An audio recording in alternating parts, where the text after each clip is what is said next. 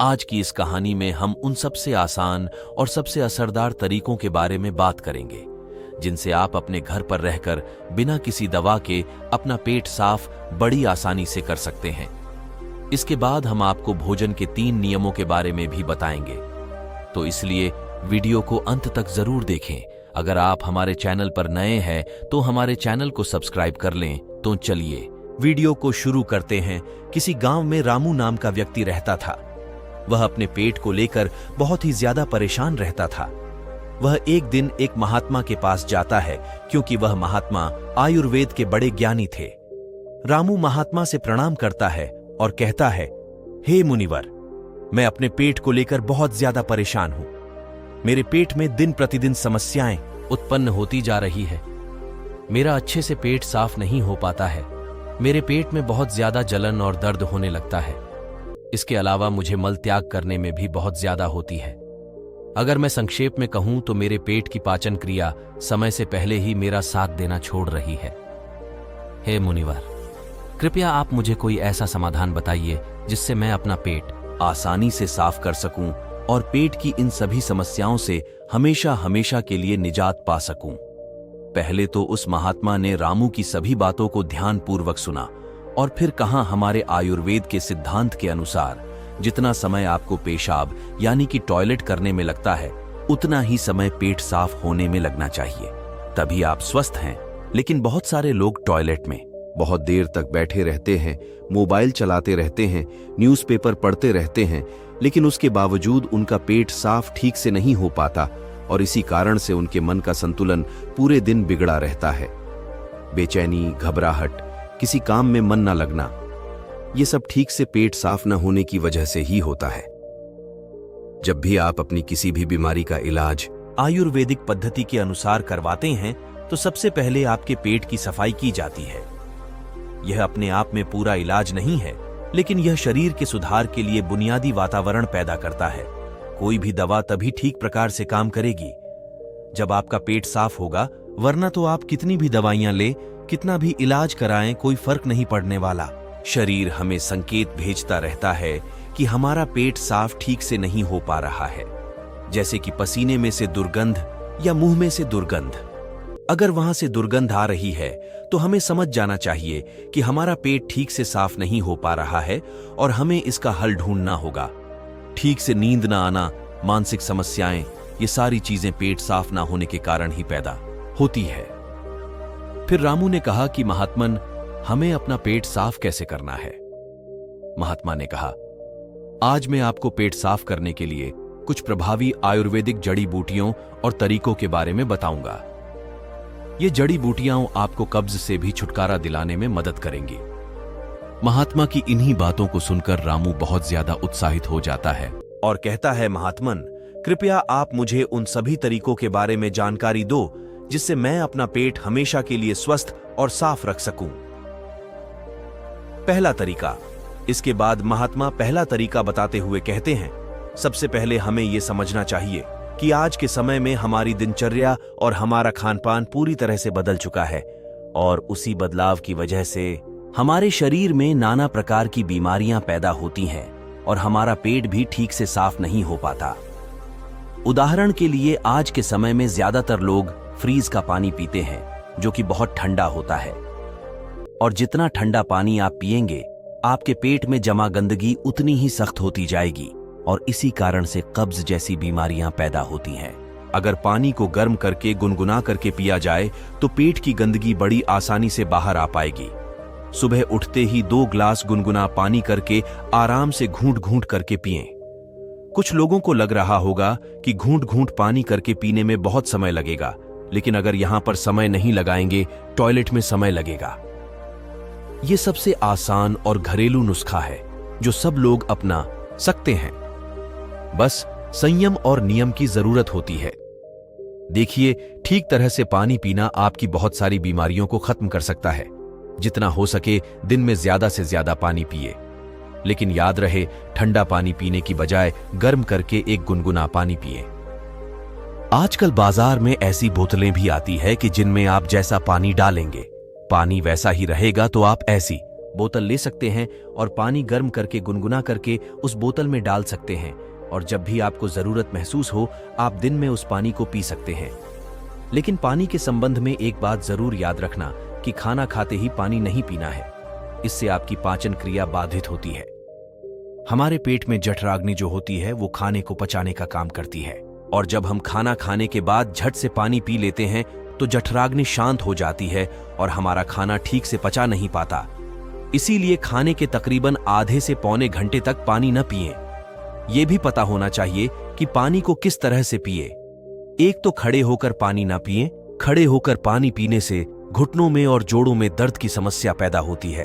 पानी को बैठकर घूंट घूंट करके पिएं, वहीं पानी सबसे ज्यादा लाभकारी होता है। दूसरा तरीका। इसके बाद महात्मा ने रामू को दूसरा तरीका बताते हुए कहते हैं कि खाना खाने के बीच में कम से कम 5 घंटे का अंतर होना चाहिए, जिससे कि जो खाना आपने खाया है वो ठीक से हजम हो सके, उसका पाचन ठीक से हो सके। जब हमारा शरीर पाचन की क्रिया कर रहा होता है तब शरीर के बाकी क्रियाएं धीमी रफ्तार पर चलने लगती हैं। कोशिकाओं के स्तर पर शुद्धिकरण धीमी रफ्तार पर चलने लगता है और इस कारण शरीर अपनी गंदगी खुद साफ नहीं कर पाता। लेकिन अगर आप खाने के बीच में कम से कम 5 घंटे का अंतराल देते हैं तो इससे आपके शरीर को पर्याप्त समय मिलता है कि उसकी कोशिकाएं खुद अपनी गंदगी, अपने शरीर की गंदगी साफ कर सके। पश्चिमी भाषा में हम इसे इंटरमिटेंट फास्टिंग भी बोलते हैं, लेकिन इंटरमिटेंट फास्टिंग में ज्यादा समय तक भूखा रहना पड़ता है। उसको हम अर्ध उपवास भी बोल सकते हैं। दोस्तों, अगर उसके बारे में आपको पूरी जानकारी चाहिए तो उस वीडियो का लिंक आपको डिस्क्रिप्शन बॉक्स में मिल जाएगा। तीसरा तरीका। अब महात्मा ने रामू को तीसरा असरदार तरीका बताते हुए कहते हैं, अपने पेट को साफ करने के लिए हमें यह समझना होगा कि जो लार होती है वही हमारे खाने को पचाने का काम करती है। जितनी ज्यादा मात्रा में लार पैदा होगी उतनी ही आसानी से खाना पच जाएगा। कुछ लोगों का मुंह हमेशा सूखा सूखा रहता है, उसमें लार पैदा नहीं होती, इसीलिए उनका खाना ठीक से हजम नहीं हो पाता। इसके लिए जरूरी है कि हमारा शरीर सही मात्रा में लार पैदा करे। उसके लिए हमें ज्यादा से ज्यादा सलाद खाना चाहिए। सलाद खाने से लार पैदा होती है, फाइबर होते हैं उसमें, जिससे हमारा खाना आसानी से हजम हो जाता है। इसके अलावा खाना खाने के बाद कुछ मीठा खाया जा सकता है। जिन लोगों को शुगर या डायबिटीज नहीं है वे आसानी से मीठा खा सकते हैं, और वो मीठा खाने के कारण उनके शरीर में लार पैदा होने लगती है, जिससे कि पाचन क्रिया आसान हो जाती है। अगर आप सलाद को खाना खाने से पहले खाते हैं तो वो ज्यादा लाभकारी होता है। उससे आपकी भूख बढ़ती है और आपके शरीर में लार पैदा होनी शुरू हो जाती है। चौथे तरीके। इसके बाद महात्मा ने रामू को चौथे तरीके में अपनी आहार नली को साफ रखने के बारे में बताया। उसको हम कैसे साफ रख सकते हैं? देखिए, आहार नली में से ही खाना हमारे पेट में जाता है। अगर आहार नली ठीक से साफ नहीं होगी तो हमारे खाने के साथ ऐसे कीटाणु हमारे पेट में पहुंचेंगे जो हमारे शरीर को नाना प्रकार से नुकसान पहुंचाएंगे। इसीलिए जरूरी हो जाता है कि जो आहार नली है उसमें जो कीटाणु है उनकी ठीक से सफाई हो जाए, और इसके लिए सबसे ज्यादा लाभकारी होता है नीम। एक ऐसा दिव्य पेड़ नीम एक ऐसा दिव्य पेड़ है जो भारत में बड़ी आसानी के साथ उपलब्ध हो जाता है। हर जगह मिल जाता है नीम की पत्तियों को, और हल्दी को पीसकर एक छोटी सी गोली बन जाती है। कुछ दिनों तक सुबह उठकर उस गोली को पानी के साथ सीधा गटक लिया जाए, जिससे कि आपकी आहार नली पूरी तरह से साफ हो जाए। हमेशा नहीं करना है, ये सिर्फ 7 दिनों तक करें। 7 दिनों में आध की आहार नली पूरी तरह से साफ हो जाएगी।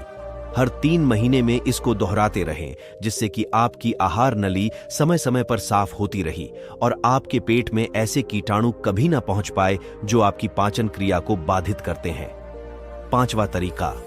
महात्मा ने 5वां और आखिरी तरीका बताते हुए कहा, रामू, यह तरीका उन लोगों के लिए है जिन्हें ज्यादातर समय कब्ज की समस्या रहती है। जिन लोगों को लंबे समय से कब्ज की समस्या है वो अरंडी के तेल का इस्तेमाल करें। रात में सोने से पहले 1 गिलास दूध के अंदर आधा चम्मच गुनगुना अरंडी का तेल मिलाकर पिएं। 1 हफ्ता पीने के बाद पुरानी से पुरानी कब्ज भी ठीक हो जाती है। ये अरंडी का तेल दूध में गुनगुना करके ही मिलाएं और सिर्फ आधा चम्मच मिलानी है। सोने से पहले पीना है। इससे क्या होगा?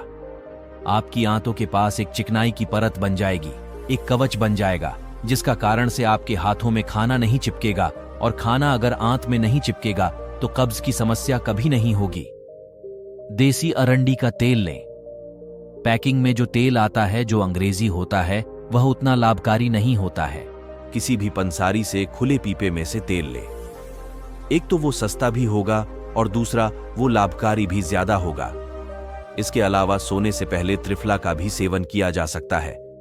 आंवला, बहेड़ा और हरड़ ये 3 ऐसे जादुई फल हैं जिनसे मिलकर त्रिफला बनता है। इन तीनों की अलग अलग खूबियां हैं, लेकिन अगर ये तीनों एक साथ मिला दिया जाए तो इनकी दिव्यता, इनके गुण और भी ज्यादा बढ़ जाते हैं। रात को सोने से पहले गुनगुने पानी के साथ आधा चम्मच त्रिफला का सेवन किया जाए। शरीर की सारी गंदगी बड़ी आसानी से साफ हो जाएगी। कोई प्रयास नहीं करना पड़ेगा, कोई जोर जबरदस्ती करने की आवश्यकता ही नहीं रहेगी। तो ये कुछ आसान से घरेलू उपाय थे जिनको अपनाकर कोई भी अपने शरीर को स्वस्थ रख सकता है, अपने पेट की ठीक से सफाई कर सकता है। अब अगला है भोजन करने के 3 सही नियम। पेट साफ करने के बाद महात्मा ने रामू से कहा, रामू, अब मैं आपको भोजन के उन 3 नियमों के बारे में बताने जा रहा हूं, जिसे अपनाने पर पेट से संबंधित कोई भी बीमारी नहीं होगी, क्योंकि पेट में होने वाली बीमारियां हमारे खान पान पर निर्भर करती है। पहला नियम। महात्मा ने पहला नियम बताते हुए अपने आहार में 40 से 50% सजीव भोजन शामिल करें। चाहे वह फल हो, हरी सब्जियां हों, सूखे मेवे हों या अंकुरित अनाज हों, कुल मिलाकर इसे पकाया नहीं जाना चाहिए। ज्यादातर लोग मृत भोजन खाते हैं और फिर स्वस्थ रहने की उम्मीद करते हैं।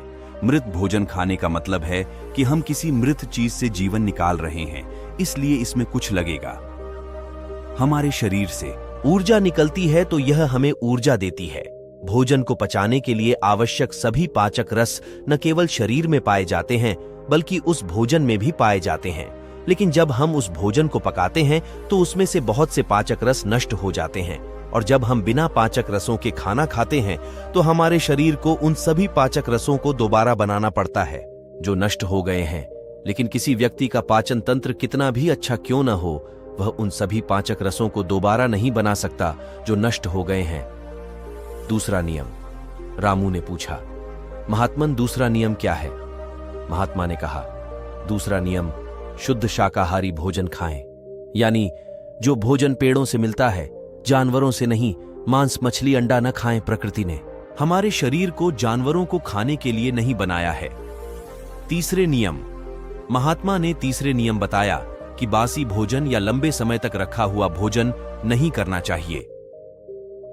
70वें अध्याय के 10वें श्लोक में भगवान श्री कृष्ण कहते हैं कि जो भोजन पकाया जाता है उसे पकाने के 3 घंटे के भीतर ही खा लेना चाहिए, क्योंकि 3 घंटे के बाद वह भोजन तामसिक हो जाता है और उसमें से जीवन समाप्त होने लगता है।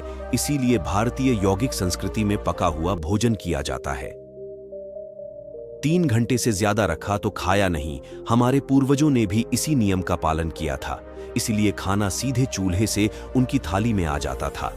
लेकिन आजकल ज्यादातर लोग सुबह का खाना शाम को खाते हैं और रात का बचा हुआ खाना सुबह खाते हैं और कई बीमारियों को निमंत्रण देते हैं।